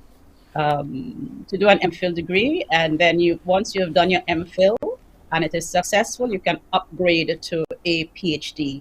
And as I said, in the last 5 years, the KPhil campus has graduated 88 doctoral students and 35 masters in philosophy. So we are burgeoning in terms of our research output and our research progress. So we welcome students who are interested in that type of doctoral program. And we have different faculty members, Faculty of Social Sciences. We just heard from Science and Technology, Faculty of Culture, Faculty of Law. All of these are engaged in producing and facilitating our research students moving on to, graduation. It is such great work that you're doing there. We want to encourage as many people as possible to come tomorrow. Standing room is available. Don't you worry. You can stand. It's okay. And hear the presentations from the graduate research students, indeed, as they share on so many subject areas that might be of interest to you, that will definitely be of interest to you, simply because they form part of our national discussion. You listen to the call-in programs, and you hear opinions being expressed, and sometimes those opinions are not born out of fact, but the research students can share with you from some of the insight into what are facts so that they can better inform your discussion when you pick up the phone to share on our call-in programs. And when you sit in those spaces as well, that's because the research students have shared with you information. So come get the information for yourself from the students. And while you're there, share your opinion, share your point of view, share your feedback. Ask a question and help those students as well clarify their focus through their study work as well and their research as well. So we want to invite you to go tomorrow from 9:30 in the morning to the lecture theatre in the School for Graduate Studies and Research. It's absolutely free. Space is available for everyone to be there, and you will hear all of the presentations. Get there early to spend the whole day if you want to do so. You can come and go, right, Dr. Roberts? You don't have to spend the whole day if you don't want to. No, you don't have to spend the whole day. Our panel, you don't have to spend the whole day. Is there a schedule? And so you said at this time, this kind of presentation and so forth, or do you just come and first come, first serve almost? There is a schedule that I could quickly run through. Sure. So we have a opening ceremony, and our first panel will be dealing with Caribbean ecology, so the whole area of biodiversity. And then the second panel at around after 11 a.m.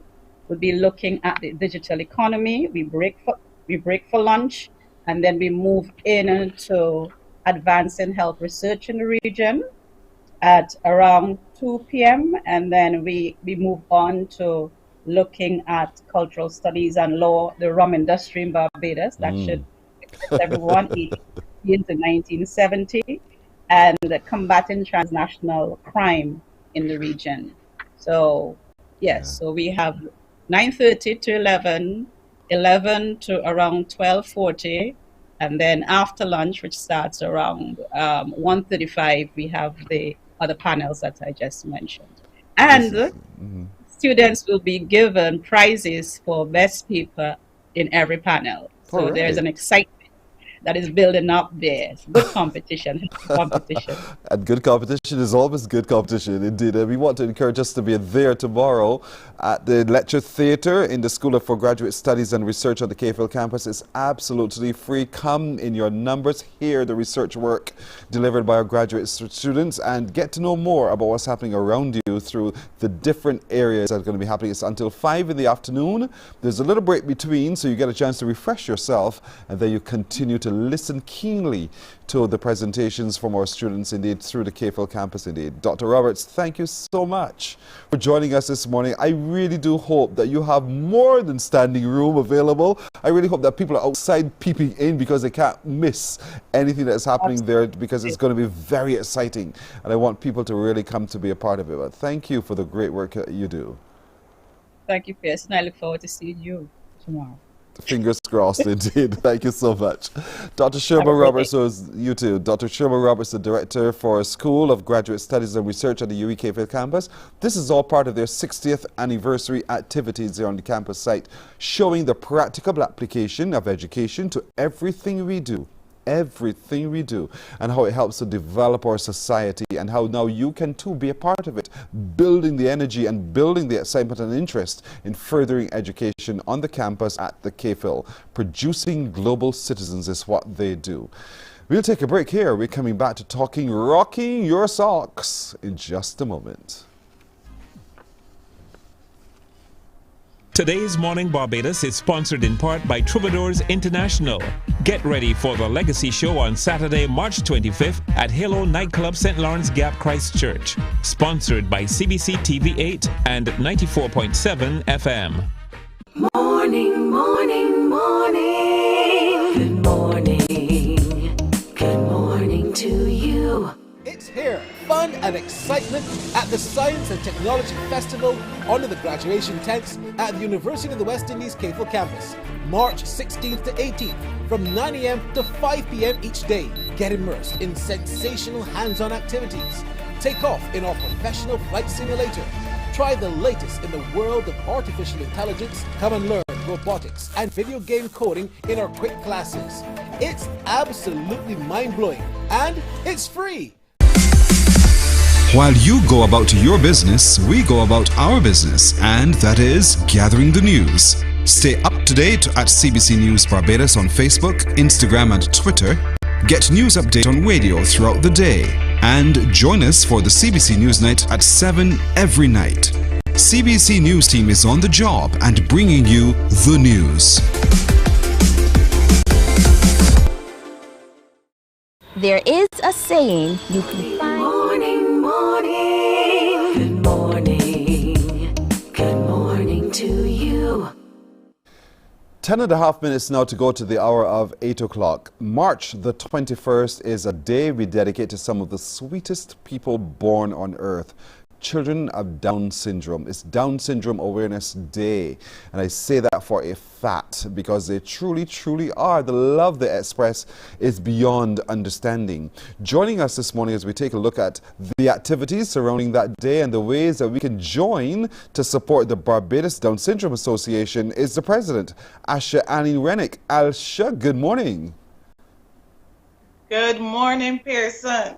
Thank you for having me on again this year. As always, it's our time of year to celebrate. It is our time. These very special children. And you know, and I say that deliberately because you know my story too, they are super. And I really want people to understand what makes them so super. What do you think that is? I think these children are definitely, as you said, super and unique in their own ways. They are born with trisomy 21, also known as Down syndrome, which is the presence of an extra chromosome within their genetic makeup.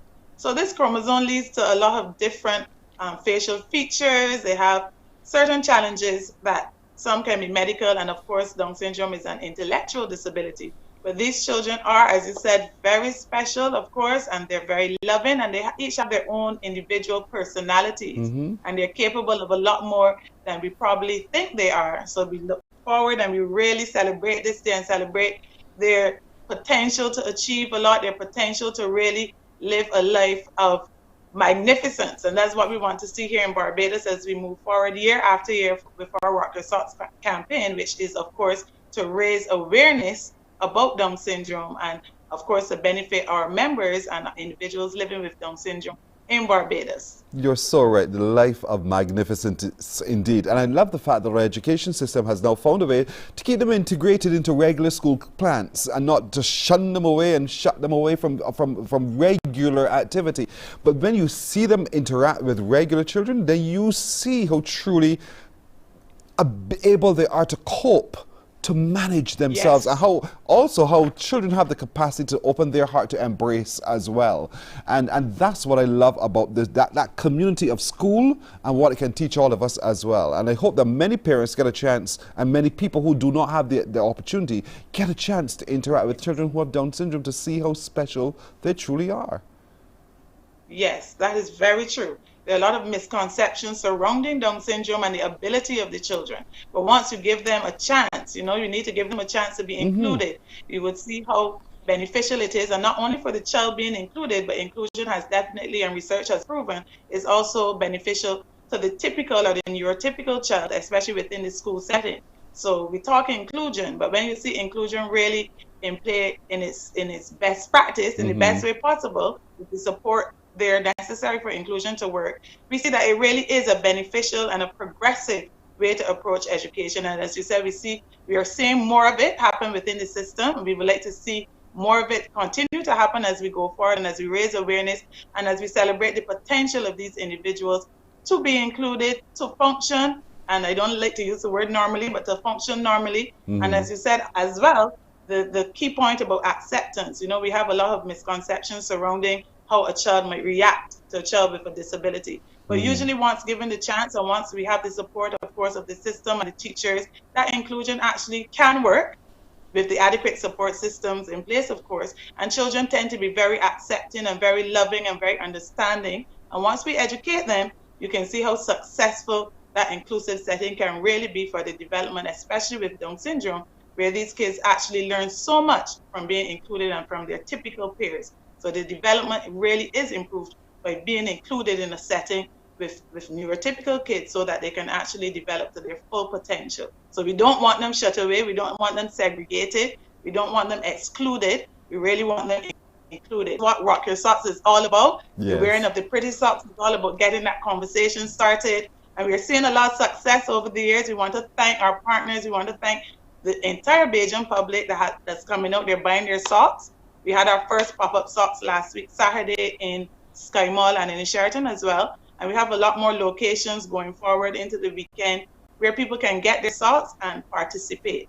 And of course, the awareness as well, because we're seeing companies come in and ask about ways that they can not only rock their socks this year, but to raise awareness within their firm or within their companies, within the schools, so that they can actually get to know a little bit about Down syndrome. More than rocking their socks, we want to know the awareness aspect to come in. We want you to get to learn more about Down syndrome, probably meet a child with Down syndrome, and really get truly involved in the cause. Indeed so. So Rock the Socks is March 21st. We want to encourage all of you. My team will join this as we always do, and all of us will wear our multicolored socks. And talk to me a little bit about the rationale behind wearing multicolored socks on that day.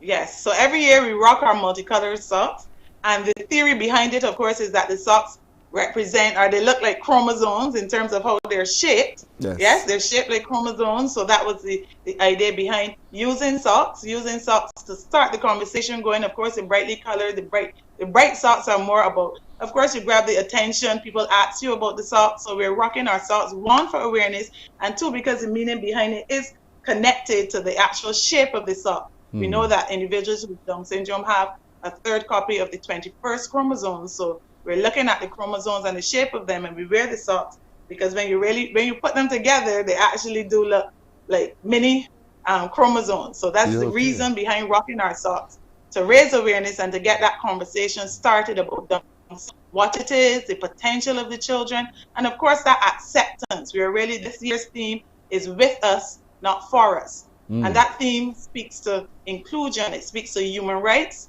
in terms of viewing these individuals as persons that have the ability to be included.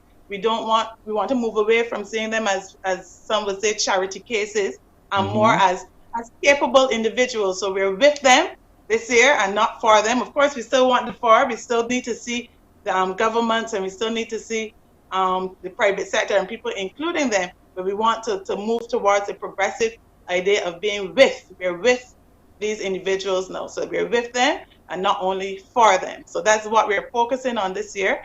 And we also want to thank, and maybe this wouldn't be possible, of course, without the Ministry of Education, who's given the permission to the schools, which is very important for our school kids to get involved. You see the Defense Force there. So we really have a nationwide campaign at this point. I'm loving the pictures at this point with people really chiming in. And we have some exciting news.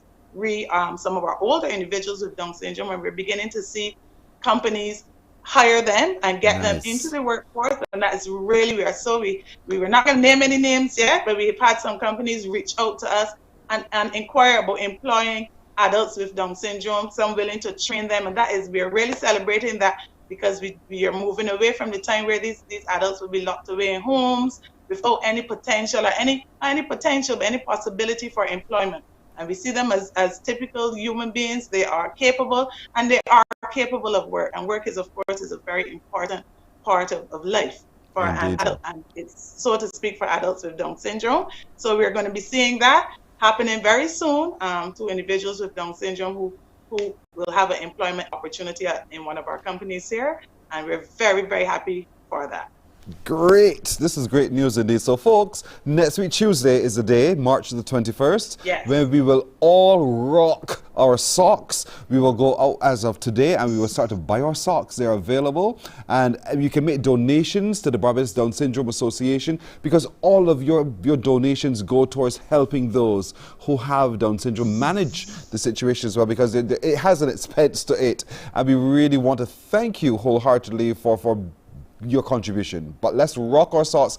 Take your pictures. You can send your pictures to us at Mornin Barbados, and of course we will tag you. Don't worry, Asha, we will tag your association so the whole world gets to see as well. So we want you folks on Tuesday to rock your socks.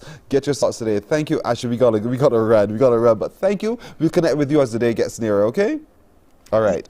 Asha Ali Rennick, who is the head of the Barbados Down Syndrome Association. We'll take a break and come back in just a minute. Morning, morning, morning. Good morning. Good morning to you.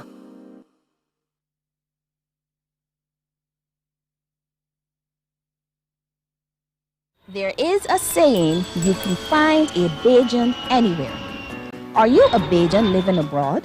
Or do you know of one who has migrated to another country? Well, we at Mornin Barbados would love to have you or them on our Bajan Afar segment. Share your amazing stories, experiences, and how you have adapted to a new culture. Send us an email to morninbarbados@cbc.vb, and together we will travel the world.